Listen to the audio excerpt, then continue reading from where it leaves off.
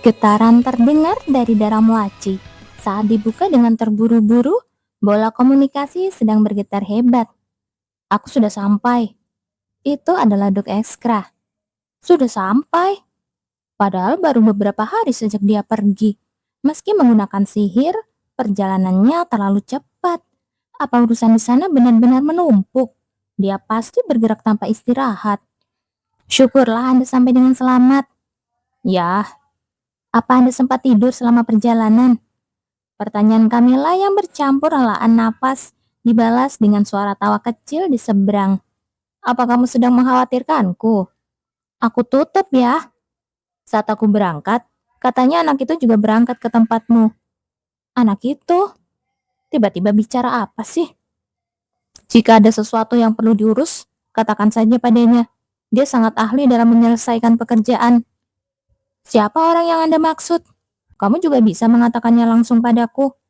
Bukan, maksudku siapa? Istirahatlah. Komunikasi terputus. Subjeknya ketinggalan. Subjeknya. Siapa sebenarnya anak itu? Camilla tidak bisa menghilangkan ekspresi bingungnya. Dia tidak tahu apakah mereka tadi sedang mengobrol atau dia hanya sekedar mendengarkan orang mengoceh sendirian. Sambil menghela napas pendek, Camilla akhirnya meletakkan bola itu kembali. Tapi syukurlah, dia merasa tidak enak karena tidak bisa mengantar dengan benar. Jadi, mendengar kabar bahwa dia sampai dengan selamat membuatnya sedikit tenang. Tangan Camilla terhenti saat hendak menutup laci. Oh, benar juga. Sebuah benda yang tergeletak sendirian di dalam laci menarik perhatiannya. Aku menaruhnya di sini dan benar-benar lupa. Itu adalah kotak berisi kalung suci yang dia terima dari pendeta Daniel beberapa waktu lalu. Camilla membuka kotak tersebut. Kalung suci itu masih terletak dengan cantik, berkilau merah seperti saat pertama kali dia melihatnya. Camilla mengambil kalung itu. Saat itu, dia berniat memberikannya langsung kepada Duk Sorpel. Jadi, dia tidak terlalu memperhatikannya. Kelihatannya hanya seperti batu biasa. Namun, setelah dia mencari tahu secara terpisah, kalung ini ternyata lebih viral dari yang dia kira. Banyak orang mengaku penyakit kronis mereka sembuh berkat batu merah ini. Seperti kata Chris, semua orang berebut mendapatkannya. Katanya, harganya sampai kena markup gila-gilaan. Bahkan kabarnya ada transaksi gelap di bawah tangan. Memang ya, tidak peduli zaman apapun. Barang yang katanya bagus untuk kesehatan selalu punya nilai jual luar biasa. Apa benar-benar ada efeknya? Namun, saat Camilla hendak meneliti batu itu lebih dekat, fenomena aneh terjadi. Loh, kenapa ini? Muncul percikan listrik dan seketika batu merah itu hancur berkeping-keping. Apa-apaan? Ini barang cacat ya? Setelah sempat tertegun sesaat, Camilla mengernyitkan dahi berkali-kali melihat batu yang hancur berantakan. Haduh, bagaimana sih cara kuil membuat barang ini? Katanya barang suci. Harganya juga tidak murah kan? Aku sih memang dapat gratis. Tapi kalau orang yang sudah bayar donasi besar dan harga mahal dapat barang begini, pasti bakal ngamuk. Tapi apa yang terjadi ya tadi? Dia mengingat kembali kejadian barusan. Terlalu aneh jika hanya dianggap sebagai barang cacat. Tadi ada percikan seperti listrik kan? Pandangan Camilla beralih ke tangan kanannya. Saat menggenggam kalung itu, dia merasakan sensasi aneh. Rasanya seperti ada sesuatu yang hangat dan menggelitik mengalir dari tangannya dan menyelimuti sekitarnya. Tapi kan hanya sekejap, dia merasa ragu. Apa ya? Nona Camilla! Camilla tidak bisa melanjutkan pemikirannya karena pintu kamar terbuka lebar tanpa ketukan dan Dorman berlari masuk dengan terburu-buru. Ada apa? Ada tamu datang mencari Anda. Tamu? Iya. Siapa? Camilla memiringkan kepala melihat Dorman yang tampak sangat ketakutan. Siapa yang datang sampai dia bersikap begitu? Anda harus keluar dan melihatnya sendiri. Cepatlah! Atas desakan itu, Camilla memasukkan kembali pecahan batu ke dalam kotak, meletakkannya, lalu keluar kamar. Tak lama kemudian, saat masuk ruang tamu, mata Camilla membelalak. Halo, Seorang pria melambaikan tangan dengan riang ke arahnya. Matanya menyipit cantik saat tersenyum. Kenapa dia ada di sini? Jenner? Ya, lama tidak bertemu. Lama tidak bertemu apanya? Padahal baru beberapa hari lalu kami bertemu. Melihatnya menyapa dengan santai seperti itu, membuat otak Camilla seketika mendadak kosong. Kenapa dia bisa duduk di sana? Apalagi dengan gaya yang begitu percaya diri. Ini pertama kalinya kita bertemu sejak dari tempat sana, kan? Oh, ternyata dia datang bukan sebagai pemimpin, kan? Mendengar kelanjutan sapaannya, Camilla baru tersadar. Akhirnya, Camilla bisa memahami situasi saat ini secara garis besar. Maksudnya, dia datang ke sini sebagai putra Duk Eskra. Ayah yang memintaku untuk datang berkunjung. Benar saja, seperti dugaan Camilla. Nama Duk Eskra langsung disebut dari mulut Jenner. Begitu nama Duk Eskra disebut, kerutan di dahi Duk Sorpel yang sedang duduk di seberang untuk menyambut tamu selaku pemilik rumah langsung terlihat secara refleks. Dia kembali diingatkan pada sosok yang menurutnya sama sekali tidak ada bagus-bagusnya dari ujung rambut sampai ujung kaki. Jangan-jangan kamu juga datang untuk membawa putriku pergi. Saya hanya menerima perintah untuk menjaga adik saya baik-baik dari dekat. Adik? Maafkan saya jika hal itu membuat Anda kurang nyaman. Janet berbicara dengan sangat sopan sambil memasang senyum yang sedikit memelas, membuat ekspresi dingin Duk Sorpel agak melunak. Bagi saya, Camilla sudah seperti adik kandung yang sangat berharga. Mohon dimaafkan jika ucapan saya menyinggung Anda. Namun, ekspresi Sang Duk kembali mengeras mendengar kalimat berikutnya. Jadi anak ini tetap bersikeras menganggapnya adik sampai akhir. Tapi setidaknya, anak ini jauh lebih sopan daripada ayahnya. Bagian itu lumayan disukai. Jangan tertipu, ayah. Dia cuma sedang berakting. Aku memang sudah tahu kalau pria itu punya dua wajah. Tapi aku tidak menyangka bakal separah ini. Dia bahkan kelihatan seperti mau menangis. Dia cocok jadi aktor.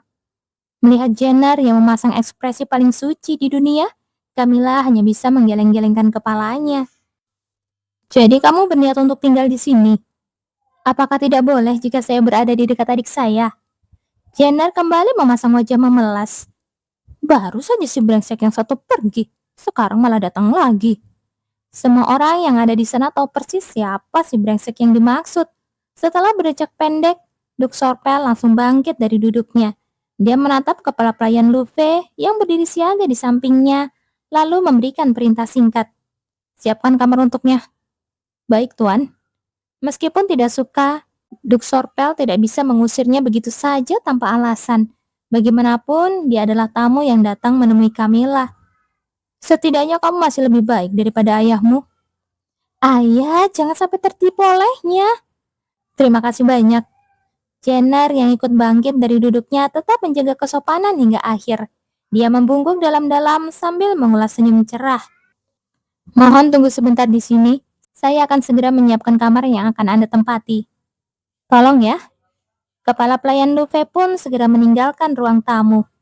Apa-apaan ini? Bagaimana bisa jadi begini? Begitu kedua orang itu pergi, Camilla langsung menghujani Jenner dengan pertanyaan. Ada urusan apa kamu kesini? Setelah Duk Eskra, sekarang giliran dia yang muncul tiba-tiba. Aku benar-benar tidak paham apa yang sedang mereka rencanakan secara bergantian seperti ini. Camilla menghela nafas pendek melihat Jenner yang menyandarkan tubuhnya dalam-dalam ke kursi sambil melempar senyum malas. Dalam sekejap, sosok pemuda bangsawan yang sopan tadi telah lenyap sepenuhnya, digantikan oleh pemimpin organisasi pembunuhan yang sedang tersenyum menggoda. Kudengar kamu membuat kehebohan besar. Kehebohan? Siapa? Aku. Maksudku di kediaman Duk Jabilon. Kalau itu, aku tidak menyangka kamu akan turun tangan langsung untuk membereskan masalah itu. Melihat Jenner yang terus terkekeh seolah menganggap hal itu menyenangkan, Camilla kembali menggelengkan kepalanya. Ayah benar-benar harus melihat wajahnya yang sekarang. Kamu ini selalu saja bertindak di luar dugaanku ya. Aku juga tidak punya pilihan lain. Gara-gara kejadian itu, Duk Jabilon masih terus mengeluh setiap kali melihat Camilla. Hal itu karena Sang Duk belum bisa memutuskan apa yang harus dilakukan terhadap pedang pelindung. Jika diberikan, rasanya sayang. Tapi jika tidak diberikan, rasanya tidak menghormati jati diri pedang tersebut. Tapi, lalu bagaimana dengan pendapatku? Kenapa tidak ada yang mau mendengarkan pendapatku? Siapa juga yang minta? Kenapa dia harus galau sendirian? Berapa kali pun Kamila mengatakan bahwa dia tidak membutuhkannya, Dukjabilon tetap pura-pura tidak mendengar. Tapi, sebenarnya ada urusan apa kamu ke sini? Apakah ayah tidak mengatakan apa-apa kepadamu? Mengatakan apa? Begitu mendengar kabar bahwa kamu terlibat dalam masalah berbahaya tepat setelah kembali ke Kaisaran Febler, ayah sangat mencemaskanmu. Orang itu, dia sama sekali tidak menunjukkan tanda-tanda seperti itu.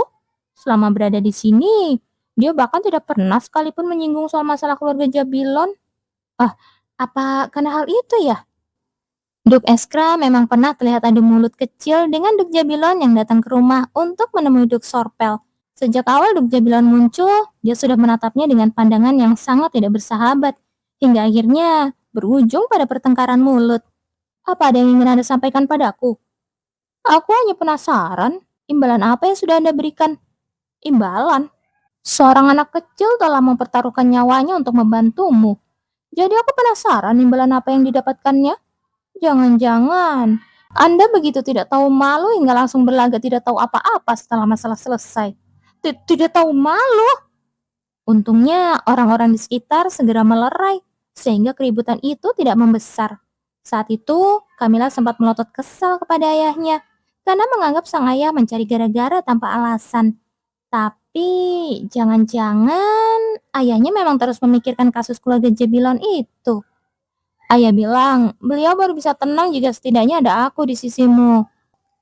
Jadi maksudmu, kamu tidak akan tinggal sebentar, melainkan akan menempel di rumah ini dalam waktu yang lama.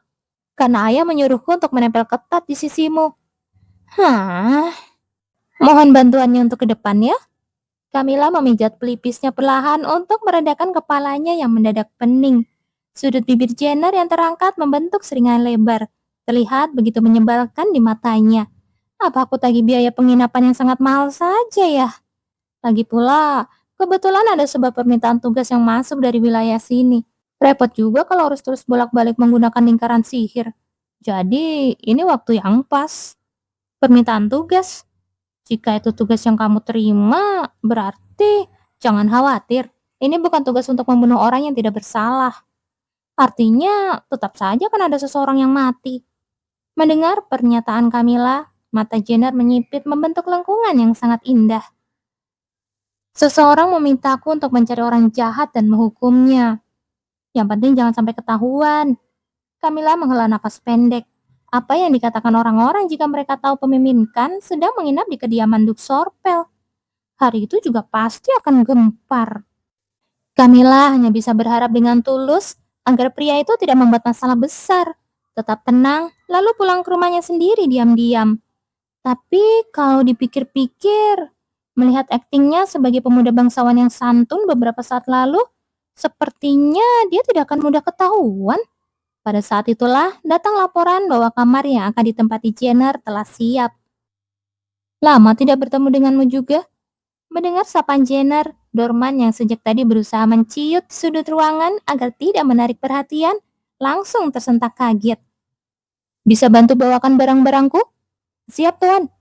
Seolah tahu betul dosa apa yang telah diperbuatnya, Dorman langsung berlari kecil menghampiri Jenner begitu mendengar kata-katanya. Gerakannya sangat cekatan. Melihat pemandangan itu, Kamila hanya bisa menggelengkan kepalanya pelan. Ya sudahlah, itu masih lebih baik daripada dibunuh. Kamila merasa Dorman lumayan pintar, karena sadar bahwa nyawanya saat ini sedang berada di ujung tanduk seperti lilin dihembus angin.